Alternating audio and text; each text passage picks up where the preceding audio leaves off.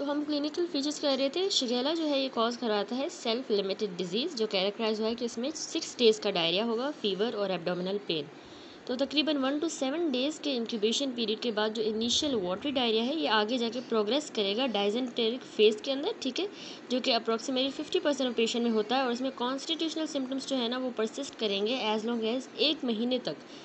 अब जो सब अक्यूट प्रेजेंटेशन है ये भी डेवलप होती है माइनॉरिटी ऑफ द एडल्ट्स में। एंटीबायोटिक ट्रीटमेंट शॉर्टन कर देगा इस क्लिनिकल कोर्स को और ये ड्यूरेशन को कम कर देगा over which the organism is shed in the stool, ठीक है, उस ड्यूरेशन को ये एंटीबायोटिक्स कम करेंगे। लेकिन एंटी डायरियल मेडिकेशंस जो है याद रखिएगा इसमें कॉन्ट्रा इंडिकेटेड होते हैं, हम नहीं देते, क्योंकि इनसे जो है सिम्टम्स प्रोलॉन्ग हो जाएंगे और बैक्टीरियल क्लियरेंस जो है वो डिले हो जाएगी, ठीक है, एंटी डायरियल देने से, तो हम नहीं देंगे। कॉम्प्लिकेशंस जो है शिगेला इन्फेक्शन की वो अनकॉमन है, जिसमें रिएक्टिव आर्थराइटिस भी आ जाता है। एक ट्रायड होता है स्टेराइल आर्थराइटिस का, यूरिथ्राइटिस और कंजक्टिवाइटिस का, जो कि प्रेफरेंशियली अफेक्ट करता है HLA-B27 पॉजिटिव मैन को, जो कि 20 to 40 ईयर्स ऑफ एज के दरमियान होंगे। अब हीमोलाइटिक यूरेमिक सिंड्रोम ये टिपिकली जो है प्रेजेंट करता है, ये एसोसिएटेड होता है इंटेरोहेमरेजिक इशर्शिया कोलाई के साथ, हम पढ़ते आए हैं। तो ये भी इन्फेक्शन करवाएगा। शिगेला के इन्फेक्शन के बाद ये इन्फेक्शन भी हो सकता है क्योंकि शिगेला ने शीगा टॉक्सिन जो सिक्रीट किया था, ठीक है। उसके बाद है हमारा नेक्स्ट बैक्टीरिया जो है शर्शा कोलाई। शर्शा कोलाई जो है ये ग्राम नेगेटिव बेसिलाई होता है जो कोलोनाइज करता है हमारे हेल्दी गैस्ट्रोइंटेस्टाइनल ट्रैक्ट को। मोस्ट नॉन पैथोजेनिक होता है, लेकिन एक सबसेट जो है ये इसका ह्यूमन डिजीज़ भी कॉज कराता है। तो लेटर जो है इसको हमने क्लासीफाई किया है मॉर्फोलॉजी के हिसाब से, mechanism of pathogenesis and in vitro behaviour के हिसाब से। तो अगर 15.4 जो टेबल देखें इसमें हमने कहा कि ये सारा हमने शर्शा कोला के बारे में डिफरेंट स्ट्रेन्स भी उसके डिस्कस किए, इसकी टियोलॉजी, इसके ट्रांसमिशन, कॉम्प्लिकेशंस कौन सी होंगी, ठीक है। तो यहाँ पे भी यही कह रहा है कि यहाँ पे हम सिर्फ समराइज़ करेंगे इनके पैथोजेनिक मैकेनिज्म। जो इंटेरोटॉक्सिजेनिक हमने ई कोला के बारे में पढ़ा कि ये प्रिंसिपल कॉज है ट्रेवलर्स डायरिया का और ये स्प्रेड होता है फीकल ओरल रूट के थ्रू। तो ये हीट लेबाइल टॉक्सिन को एक्सप्रेस करता है जो कि बिल्कुल सिमिलर है कॉलेरा टॉक्सिन की तरह, और इसके अलावा ये हीट स्टेबल टॉक्सिन को भी एक्सप्रेस करेगा जिससे इंट्रासेलुलर साइक्लिक GMP बढ़ जाएगा और इसके इफेक्ट्स बिल्कुल सिमिलर हैं जिस तरह साइक्लिक AMP बढ़ जाए बाय द लेबाइल टॉक्सिन, ठीक है। इस स्टेबल टॉक्सिन से भी उस तरह ही बढ़ेगा जिस तरह लेबाइल टॉक्सिन दो टॉक्सिन सिक्रीट कर रहा है। उसके बाद अगला इसका स्ट्रेन होता है इंटेरोपैथोजेनिक ई कोलाई EPEC ऑर्गेनिज्म। तो ये कैरेक्टराइज हुआ है कि इनकी एबिलिटी होती है ये अटैचिंग और इफेसिंग लेजन्स प्रोड्यूस करते हैं, ठीक है, अटैचिंग एंड इफेसिंग लेजन्स जिनमें बैक्टीरिया जाके टाइटली अटैच हो जाता है हमारे इंटेरोसाइट की एपाइकल मेम्ब्रेन के साथ और वहाँ पे लोकल लॉस करवाएगा, लोकल लॉस दैट इज़ के इफेसमेंट करवा देगा हमारे माइक्रोविलाई की। प्रोटीन्स जो नेसेसरी होते हैं इस तरह की अटैचिंग एंड इफेसिंग लेजन्स के लिए, वो प्रोटीन सारे इनकोड होते हैं लार्ज जीनोमिक पैथोजेनिसिटी आइलैंड के साथ, the locus of enterocyte effacement LEE, ठीक है, LEE से ये इनकोड होते हैं। अब ये जो लोकस है ये ऑल्सो इनकोड करता है टाइप 3 सिक्रीशन सिस्टम को, जो कि बिल्कुल सिमिलर है शिगिला की तरह, कि ये इंजेक्ट करेगा बैक्टीरियल इफेक्टर प्रोटीन को एपिथेलियल सेल के साइटोप्लाज्म के अंदर, ठीक है। EPEC यानी कि इंटेरोपैथोजेनिक जो ई कोलाई है ये इंडेमिक डायरिया भी करवाता है as well as diarrhoeal outbreak, particularly 2 साल से जो यंगर बच्चे होते हैं उनमें। अगला इसका स्ट्रेन है ई कोलाई का इंटेरोहेमरेजिक ई कोलाई ऑर्गेनिज्म। तो ये कैटेगराइज हुए हैं O157H7 and non O157H7 serotype. अब ई कोलाई O157H7 के जो आउटब्रेक है वो डेवलप्ड कंट्रीज़ में एसोसिएटेड है with consumption of inadequately cooked ground beef, जो सही से कुक ना किया हो, मिल्क, वेजिटेबल्स। दोनों O157H7 और नॉन O157H7 सीरोटाइप्स में शीगा लाइक टॉक्सिन प्रोड्यूस करेंगे और डायजेंट्री कॉज करवा सकते हैं। तो ये ऑल्सो हीमोलाइटिक यूरेमिक सिंड्रोम को भी ट्रिगर कर सकते हैं। अगला स्ट्रेन है इंटेरो इन्वेजिव ई कोलाई। तो इस तरह के ऑर्गेनिज्म शिगेला को ही रिजेंबल करते हैं बैक्टीरियोलॉजिकली, लेकिन ये टॉक्सिन प्रोड्यूस नहीं करेंगे।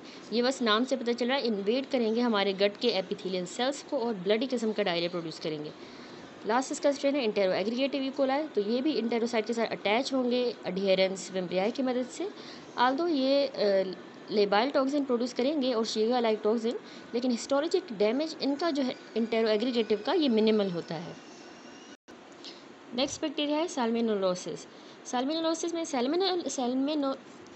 सैल्मोनेला जो स्पीशीज़ होती हैं ये मेंबर होती है इंटेरोबैक्टीरिया फैमिली की, जो ग्राम नेगेटिव बेसिलाई की, ठीक है। अब इनको हमने डिवाइड किया है सैल्मोनेला टाइफाई के अंदर जो कॉजेटिव एजेंट है टाइफॉइड फीवर का, और दूसरा सैल्मोनेला नॉन टाइफॉइड सैल्मोनेला। जिसके स्ट्रेंस सिर्फ गैस्ट्रोएंटेराइटिस करवाएंगे, ठीक है, वो टाइफॉइड फीवर और ये गैस्ट्रोएंटेराइटिस। तो ये नॉन टाइफॉइड जो साल्मोनेला का इन्फेक्शन है ये साल्मोनेला एंटेरिडाइटिस की वजह से होता है, जो कि मोर देन 1 मिलियन केसेस हर साल यूएस में होते हैं, जिसके नतीजे में 2000 डेथ्स होती हैं, ठीक है।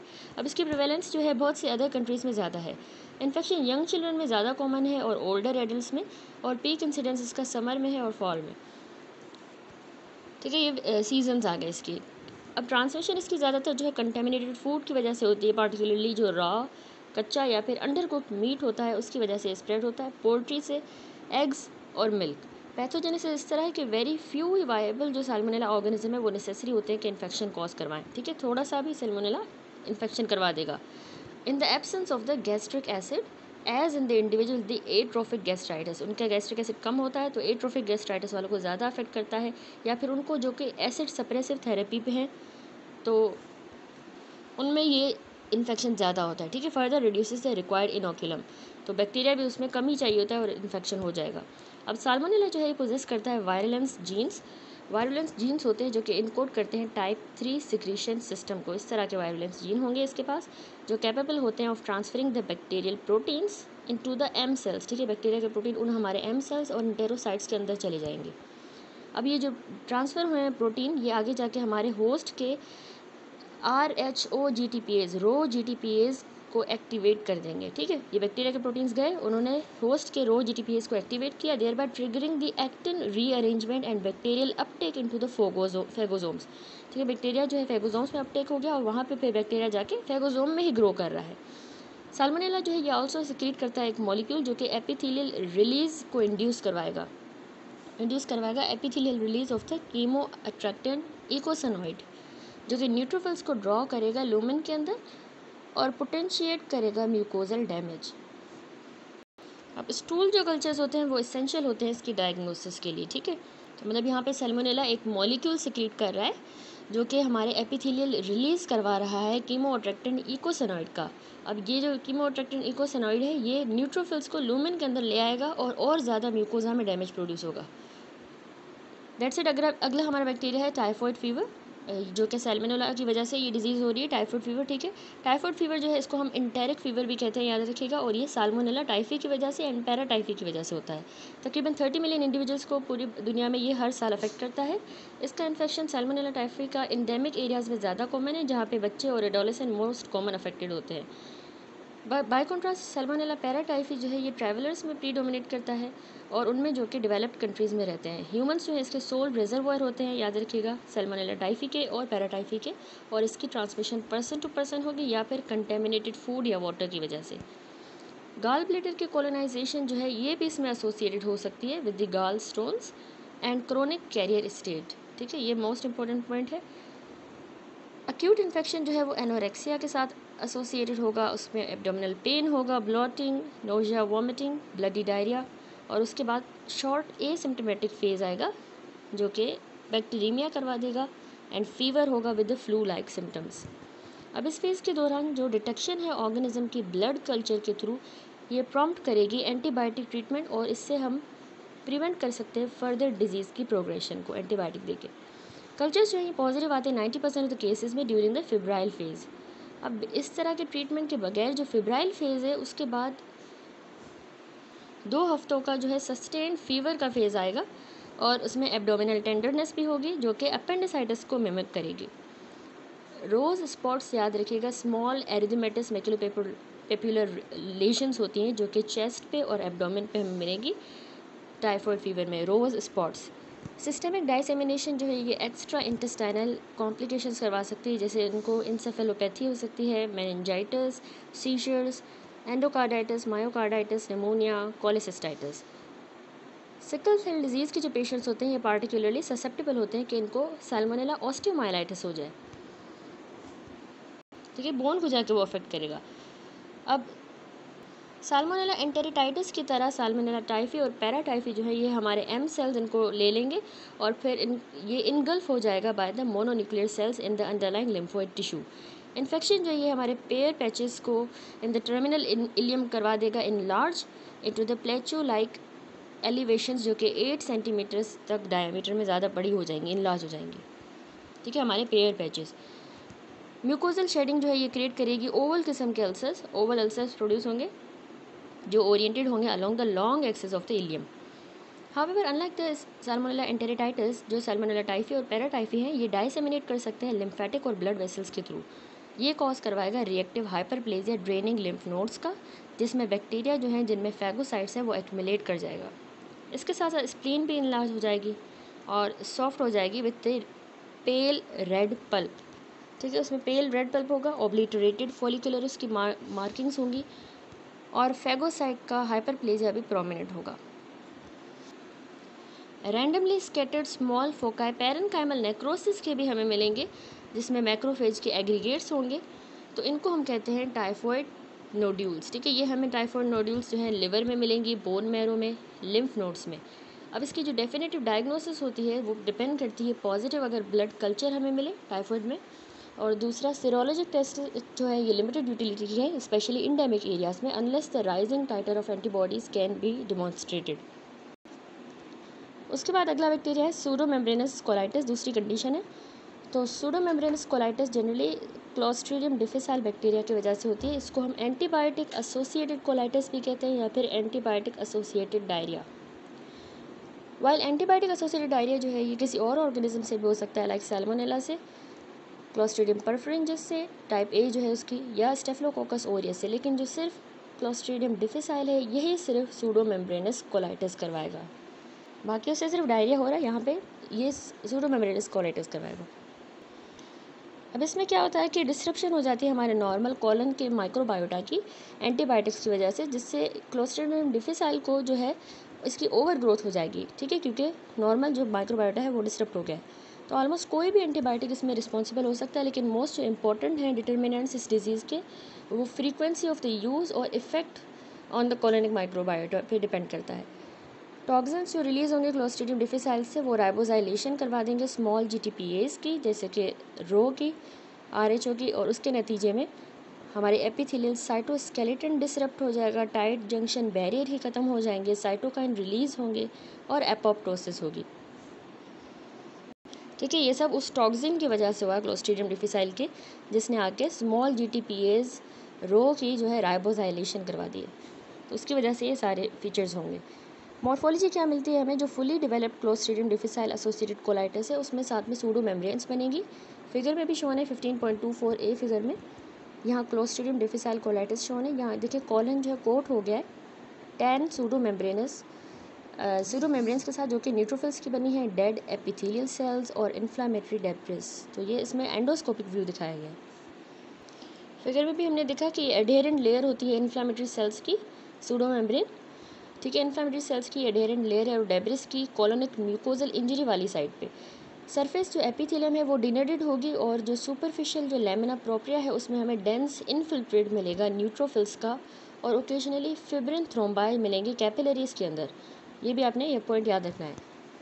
जो डैमेज क्रिप्स होंगी वो डिस्टेंट हो जाएंगी म्यूकोपरुलेंट एक्सुडेट से, जो कि इरप्ट करेंगी to the surface in a fashion reminiscent of a volcano. ठीक है, जिस तरह ये फिगर है इसमें दिखाया गया है टिपिकल पैटर्न। न्यूट्रोफिल जो है इमिनेट कर रहे हैं क्रिप्ट में से, जो कि रेमिनिसेंट है, वॉल्केनिक इरप्शन की तरह ये लग रहा है। इस क्रिप्ट से जो है न्यूट्रोफिल्स इरप्ट कर रहे हैं। नेक्स्ट आ जाते हैं क्लिनिकल फीचर्स। तो in addition to the antibiotic exposure, clostridium difficile का जो रिस्क फैक्टर है और एसोसिएटेड कोलाइटिस, वो उसमें इन दोनों की जो रिस्क फैक्टर है वो है एक तो एडवांस्ड एज, हॉस्पिटलाइजेशन और इम्यूनोसप्रेशन। ऑर्गेनिज्म पार्टिकुलरली प्रिवेलेंट है हॉस्पिटल्स में, एज मैनी एज 20% जो हॉस्पिटलाइज्ड एडल्ट्स हैं वो क्लोस्ट्रीडियम डिफिसाइल के साथ इन्फेक्टेड है। तो उसका जो रेट है 10 टाइम्स हायर है बनस्बत जनरल पॉपुलेशन के। लेकिन मोस्ट जो कॉलोनाइज पेशेंट है वो फ्री होते हैं डिजीज़ से, यानी कॉलोनाइज तो है लेकिन उनको कोई डिजीज़ नहीं शो होती। अब इंडिविजुअल्स जिनको क्लोस्ट्रीडियम डिफिसाइल एसोसिएटेड कोलाइटिस हो गया तो वो ज़्यादातर वाटरी डायरिया के साथ प्रेजेंट करते हैं, एब्डोमिनल क्रैम्पिंग होगी, डिहाइड्रेशन, फीवर, ल्यूकोसाइटोसिस भी देखा गया है बहुत से केसेस में, सीवियर केसेस में। फीकल ल्यूकोसाइट्स और ऑकल्ट ब्लड भी प्रेजेंट हो सकता है, लेकिन ग्रॉसली जो ब्लडी डायरिया है वो रेयर है। डायग्नोसिस कैसे करते हैं हम क्लोस्ट्रीडियम डिफिसाइल और एसोसिएटेड कोलाइटिस की? ज़्यादातर डिटेक्शन करेंगे हम क्लोस्ट्रीडियम डिफिसाइल टॉक्सिन का रादर देन द कल्चर, और ये सपोर्ट होता है by the characteristic histopathologic findings. Regimens जो है मेट्रोनिडाजोल की या फिर वैनकोमाइसिन की, ये जनरली इसमें इफेक्टिव ट्रीटमेंट होती है, लेकिन एंटीबायोटिक रेजिस्टेंट और हाइपर वायरुलेंट जो इसके स्ट्रेन आ गए हैं अब क्लोस्ट्रीडियम डिफिसाइल के, तो वो आजकल बढ़ते जा रहे हैं और इनका इन्फेक्शन जो है बार बार हो सकता है एट रिस्क पेशेंट्स में। रीसेंट रिपोर्ट सजेस्ट करती है कि पार्टिकुलरली उन पेशेंट्स में जिनमें रिकरेंट डिजीज़ है, तो फीकल माइक्रोबायल ट्रांसप्लांटेशन हम कर सकते हैं, तो इससे रीस्टोर हो सकता है नॉर्मल हमारा माइक्रोबायोटा, और यही इसका लास्टिंग क्योर है, फीकल माइक्रोबियल ट्रांसप्लांटेशन कर दिया जाए। उसके बाद अगला बैक्टीरिया है माइकोबैक्टीरियल इन्फेक्शन। माइकोबैक्टीरियल स्पीशीज़ में Mycobacterium tuberculosis, Mycobacterium bovis and Mycobacterium avium species जो है ये जीआईटी में इन्वॉल्व होती हैं प्राइमरीली, या फिर ये डाइसेमिनेटेड इन्फेक्शन का पार्ट हो सकती हैं। गैस्ट्रोइंटेस्टाइनल ट्यूबरकुलोसिस जो है वो अनकॉमन है वेस्टर्न कंट्रीज़ में जीआईटी की टीबी, लेकिन एक्सेप्ट इम्यूनोसप्रेस्ड इंडिविजुअल्स में। तो इस तरह के केसेस में जो माइकोबैक्टीरियम एवियम इन्फेक्शन है ये ज़्यादा कॉमन है। इंडेमिक एरियाज़ में जैसे इंडिया और पाकिस्तान में इंटेस्टाइनल माइकोबैक्टीरियम ट्यूबरकुलोसिस जो है ये जनरली प्रेजेंट करती है 3rd and 4th decade of life में, और ये टिपिकली अफेक्ट करती है जो लो सोशो इकोनॉमिक स्टेटस के लोग होते हैं उनमें। तो इस तरह की सेटिंग में जो प्राइमरी इंटेस्टाइनल इन्फेक्शन है वो ज़्यादा कॉमन होता है बनस्पत डाइसेमिनेटेड डिजीज़ के। क्रोहन डिजीज़ के इंसिडेंस की तरह इस तरह के एरिया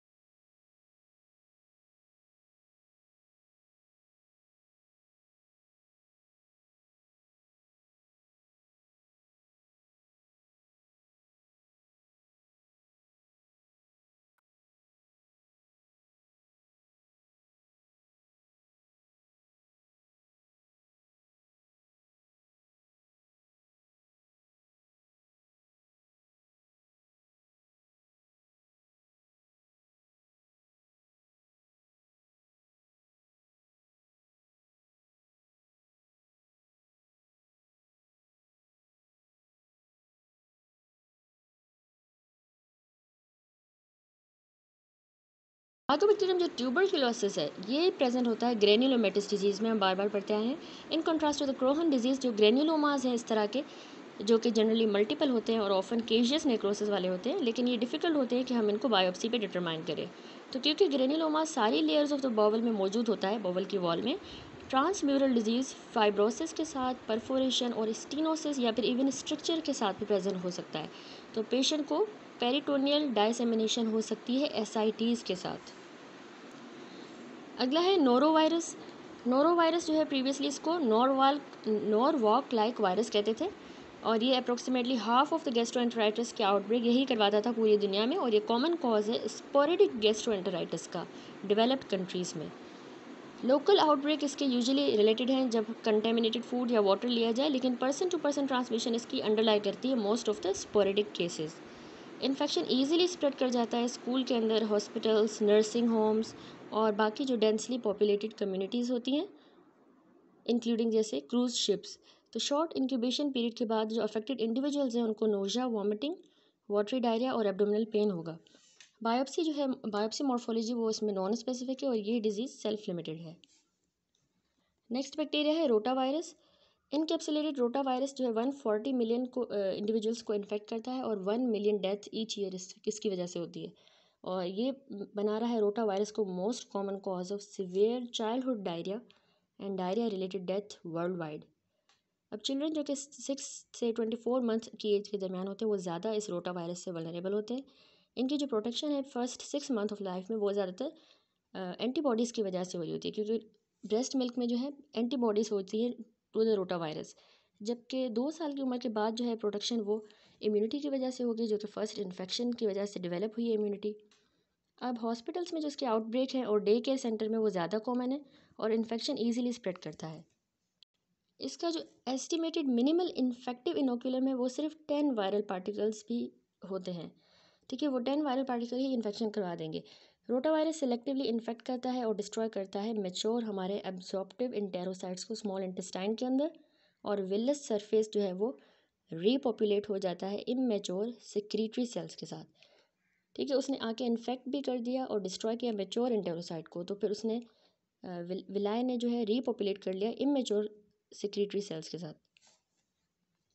अब ये जो चेंज आया है फंक्शनल कैपेसिटी में, तो उसके नतीजे में अब्जॉर्प्टिव फंक्शन लॉस हो जाएगा और नेट सिक्रीशन होगी वाटर की और इलेक्ट्रोलाइट्स की, कंपाउंड होगा by the osmotic diarrhoea from incompletely absorb nutrients. Noro virus की तरह ये रोटा वायरस का इन्फेक्शन भी सिम्टोमेटिक होता है शॉर्ट इंक्यूबेशन पीरियड के बाद, और ये मैनिफेस्ट करेगा, सेवरल डेज ऑफ वॉमिटिंग होगी और वाटरी डायरिया होगा। इसकी वैक्सीन अब अवेलेबल है और इनका जो यूज़ है वो चेंज ला रहा है epidemiology of the rota virus infection में। Unfortunately oral rota virus vaccine जो है वो इतनी इफेक्टिव नहीं है डेवलपिंग कंट्रीज़ में, जहाँ पे ये ज़्यादा नीडेड है। नेक्स्ट है पैरासाइटिक डिजीज़। पैरासाइटिक और प्रोटोजोअल इन्फेक्शन जो है तकरीबन half of the world population को अफेक्ट करते हैं क्रोनिक या रिकरेंट बेसिस पे। स्मॉल इंटेस्टाइन जो है ये हार्बर कर सकती है as many as 20 species of parasite, जिनमें नेमाटोड्स भी आ जाते हैं जैसे कि राउंड वॉर्म्स, एस्केरिस और स्ट्रैंगोलॉइड्स। इसके अलावा hook warm and pin worms, cestodes जिसमें फ्लैट वॉर्म्स भी आ जाते हैं, टेप वॉर्म्स और ट्रिमाटोड्स यानी फ्लूक्स, इसके अलावा प्रोटोजोआ भी। तो ये सारी जो है 20 तरह की स्पीशीज़ हमारी स्मॉल इंटेस्टाइन में हो सकती हैं। एस्केरिस लुम्ब्रिकोड सबसे पहले देखिए, ये निमाटोड का इन्फेक्शन है जो कि ज़्यादातर 1 बिलियन इंडिविजुअल्स को पूरी दुनिया में इन्फेक्ट करता है, और ये ह्यूमन फीकल ओरल कंटेमिनेशन की वजह से रिजल्ट करेगा। जो इंजेस्टेड इसके एग्स हैं वो हैच करेंगे हमारी इंटेस्टाइन के अंदर, और लार्वी जो हैं वो पेनिट्रेट कर लेंगे इंटेस्टाइनल म्यूकोजा को। वहाँ से ये लार्वी माइग्रेट करेंगे हमारी स्प्लैंकनिक सर्कुलेशन से लिवर की तरफ और हेपेटिक एब्सेसिस करवा देंगे, और फिर जो है ये सिस्टेमिक सर्कुलेशन से लंग की तरफ चले जाएंगे और वहाँ पे एस्केरिस नेमोनाइटिस करवाएंगे। अब एस्केरिस नेमोनाइटिस जो है यहाँ पे जब ये करवा रहे हैं तो ये इसके लार्वे ट्रेकिया की तरफ माइग्रेट करेंगे और फिर दोबारा स्वेलो हो जाएंगे, दोबारा ये इंटेस्टाइन में आ गए और एडल्ट वॉर्म के अंदर मैच्योर हो जाएंगे। ये लार्वा था जो सर्कुलेट कर रहा था, अब ये वापस इंटेस्टाइन में आके एडल्ट वॉर्म बन गया। इसकी जो डायग्नोसिस है, हम एग्स की डिटेक्शन करेंगे स्टूल के अंदर और इनको डायग्नोस करेंगे। नेक्स्ट है स्ट्रोंगालोइड्स। तो स्ट्रोंगालोइड्स के जो लार्वा होते हैं वो फीकली कंटेमिनेटेड ग्राउंड सॉइल पे रहते हैं और अनब्रोकन स्किन से पेनिट्रेट कर जाएंगे। अब ये लंग्स की तरफ माइग्रेट करेंगे, लंग्स से जाएंगे ट्रैकिया की तरफ, जहाँ पे ये फिर स्वेलो होंगे और मैच्योर वहीं पे हमारी इंटेस्टाइन में होंगे into the adult worm. Unlike the other intestinal worm जिनको ओवम या लार्वल स्टेज की ज़रूरत होती है आउटसाइड द ह्यूमन, जो स्ट्रोंगालोइड्स के एग्स होते हैं ये इंटेस्टाइन में ही हैच करेंगे और अपने लार्वा रिलीज़ करेंगे जो कि पेनिट्रेट करेगा म्यूकोजा को, और एक विशेष साइकिल वही रिपीट होगा जिसको हम ऑटो इन्फेक्शन कहेंगे। हैंस स्ट्रोंगालोइड्स का इन्फेक्शन जो है वो परसिस्ट कर सकता है फॉर द लाइफ, और जो इम्यूनोसप्रेस्ड इंडिविजुअल्स हैं ये वेलमिंग इन्फेक्शन डेवलप कर सकते हैं। नेक्स्ट है नेक्टर अमेरिकैनस या एनकाइलोस्टोमा डुओडेनल। तो इस तरह के ये जो हुकवॉर्म है ये 1 बिलियन इंडिविजुअल्स को इन्फेक्ट करते हैं पूरी दुनिया में और सिग्निफिकेंट मॉर्बिडिटी कॉज करवाते हैं। इन्फेक्शन इनिशिएट होता है लार्वा की पेनिट्रेशन से जो स्किन के थ्रू पेनिट्रेट करेगा, इसकी फर्दर लंग्स में डेवलपमेंट होगी, फिर लार्वा ट्रैकिया में जाएगा और फिर स्वेलो हो जाएगा। तो अगर ये एक बार डोडेनम में आ गया तो लार्वा मैच्योर होगा एडल्ट वॉर्म के अंदर, हमारी म्यूकोजा के साथ अटैच होगा, वहाँ पे ब्लड सक करेगा और वहीं पे रिप्रोड्यूस करेगा। हुकवॉर्म्स जो है ये लीडिंग कॉज है आयरन डेफिशिएंसी अनीमिया के डेवलपिंग वर्ल्ड में, मेन इसका कॉज यही होता है, और डेवलपिंग कंट्रीज़ में। और इसके अलावा एग्स की डिटेक्शन जो है अगर हमें स्टूल में मिले तो यही हम डायग्नोसिस के लिए यूज़ करेंगे। अगला है जार्डिया लैम्ब्लिया। जार्डिया लैम्ब्लिया एक फ्लैजेलेटेड प्रोटोजोआन है जिसको हम जार्डिया डुओडेनालिस या जार्डिया इंटेस्टाइनलिस कह सकते हैं, और ये मोस्ट कॉमन पैथोजेनिक पैरासाइट है ह्यूमंस में जो फीकली कंटेमिनेटेड वाटर या फूड के थ्रू स्प्रेड होता है। इसका इन्फेक्शन जब हम एज फ्यू एज 10 सिस्ट खा लें तो उससे हो सकता है, जिसमें अक्यूट या क्रोनिक मैल एब्जॉर्प्टिव डायरिया हो जाएगा, अक्यूट या क्रोनिक। अब क्योंकि इसकी सिस्ट जो है वो रेजिस्टेंट होती हैं टू द क्लोरीन, ठीक है, क्लोरीन से भी रेजिस्टेंट है, तो जार्डिया ऑर्गेनिज्म जो है ये एंडेमिक है unfiltered public and rural water supplies वाली जगहों पे। Acidic environment of the stomach में इसकी एक्ससिस्टेशन होगी, ठीक है, सिस्ट की, और ट्रोफोजाइट्स जो है रिलीज हो जाएंगे। सिक्रेटरी IgA और म्यूकोजल इंटरल्यूकन 6 रिस्पॉन्स इंपॉर्टेंट होते हैं जार्डिया के इन्फेक्शन की क्लियरेंस के लिए। जो इम्यूनोसप्रेस्ड लोग होते हैं या ए गामा ग्लोबिनेमिक या मेल नरिश्ड इंडिविजुअल्स, तो वो ऑफन सिवियरली अफेक्ट होंगे क्योंकि ना उनमें सेक्रेटरी IgA होगी ना ही mucosal interleukin 6 response. Giardia evade करेगा इम्यून क्लियरेंस को through the continuous modification of the major surface antigen, ठीक है, मेजर सरफेस एंटीजन की ये मॉडिफिकेशन करवा देगा, वेरिएंट सरफेस प्रोटीन की, और परसिस्ट कर सकता है मंथ से लेके ईयर्स तक वाइल कॉजिंग इंटरमिटेंट सिम्टम्स। इस तरह से ये हमारे इम्यून क्लियरेंस को ही इवेट कर देता है, तो सालों या महीनों ये रहता है और इंटरमिटेंट सिम्टम्स करवाता है। अब जार्डिया का इन्फेक्शन जो है वो हमारे ब्रश बॉर्डर के एंजाइम्स का एक्सप्रेशन कम कर देगा, जैसे लैक्टेज का, तो माइक्रोविलस डैमेज करवा देगा इसके अलावा, और हमारे स्मॉल इंटेस्टाइन के एपिथेलियल सेल्स की अपोप्टोसिस करवा देगा। जार्डिया के ट्रोफोसाइट्स याद रखिएगा नॉन इन्वेजिव होते हैं और ये हम डुओडेनल बायोप्सी स्पेसिमेन में भी आइडेंटिफाई कर सकते हैं इनकी कैरेक्टरिस्टिक पियर शेप की वजह से। स्टूल एंटीजन की अवेलेबिलिटी असे जो है फॉर जार्डिया उसने सिंप्लीफाई कर दिया है diagnosis of the giardia infection. Stool antigen की मदद से हम इसको डिटेक्ट करेंगे। नेक्स्ट है एंटामीबा हिस्टोलाइटिका। ये भी प्रोटोजोआ है जो कि अमीबियासिस करवाएगा और फीकल ओरल ट्रांसमिशन होती है इसकी। ए हिस्टोलाइटिका इन्फेक्ट करता है तकरीबन 500 मिलियन पीपल को कंट्री जैसे इंडिया, मैक्सिको, कोलंबिया, और 40 million cases of dysentery and liver abscess annually इसी की वजह से होती हैं। वाइल अमीबियासिस जो है वो सीकम को अफेक्ट करता है और असेंडिंग कॉलन को याद रखिएगा मोस्ट ऑफनली, लेकिन सिग्मोइड कॉलन, रेक्टम ये और इसके अलावा अपेंडिक्स जो है ये भी इन्वॉल्व हो सकते हैं।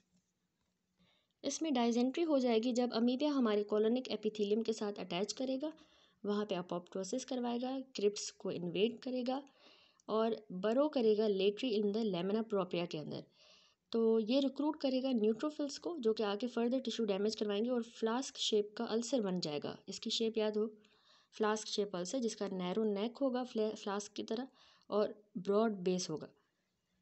पैरासाइट्स जो है ये हमारी स्प्लैंक्निक वेसल्स में भी पेनिट्रेट कर सकते हैं और लिवर को जाके इम्बोलाइज करेंगे और एब्सेसिस प्रोड्यूस कर देते हैं तकरीबन 40% ऑफ द पेशेंट में जिनको अमेबिक डाइजेंट्री होती है। अमेबिक लिवर एब्सेसिस जो है 10 सेंटीमीटर डायमीटर से बड़ी भी हो सकती हैं, जिनमें स्कैंट इन्फ्लामेटरी रिएक्शन होगा उनके मार्जिन्स पे और शैगी फिब्रिन लाइनिंग होगी। ठीक है, मार्जिन्स पे थोड़ा सा इन्फ्लामेटरी रिएक्शन होगा और शैगी फिब्रिन लाइनिंग होगी। जब एक्यूट इंटेस्टाइनल इलनेस पास भी हो जाएगी उसके बाद भी एब्सेस परसिस्ट कर सकती हैं और रेयरली ये रीच करेंगी हमारे लंग और हार्ट तक चली जाएंगी। इनकी डायरेक्ट एक्सटेंशन होगी एब्सेसेस की। ठीक है, ये रेयरली जा सकती हैं लंग एंड हार्ट।